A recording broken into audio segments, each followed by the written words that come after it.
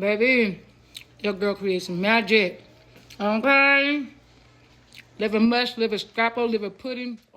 You can start a war in the comments if you want to. If you want to call this liver mush, liver pudding, or scrapple. But what you're going to do is call it delicious. And this is the final episode of my hood series, Going Vegan. I'm going to start off by chopping up some mushrooms and finally dicing some onions and garlic and sauteing that in some vegetable oil. Next, you're going to cook that for about 2 minutes, and you're going to start. I started off smashing these with a fork, but then it took a little longer, so I went ahead and got my handheld chopper, and I added my lentils to this as well. You want to make sure those lentils are cooked or canned. Next, we're going to take our sauteed veggies and we're going to add this to the bowl.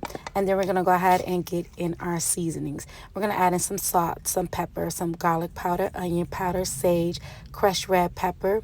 And of course, we're going to enhance that flavor with a little bit of thyme and a pork bouillon. And that is vegan, guys, okay? I get it from the Asian market. It's absolutely 100% vegan.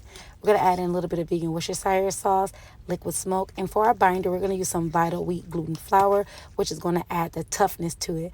Next, we're going to add in our cornmeal.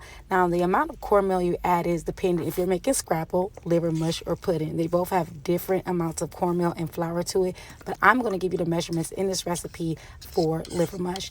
Next, we're going to add in some vegetable bouillon and liquid smoke, and then we're going to add that to our pot and cook that for about 20 minutes. Next, we add our mixture to a parchment-lined pan, and we sit in the refrigerator overnight. Now, you want to slice this when it's cold and ready to go right into the fryer pan, so you're going to slice it to your desired size.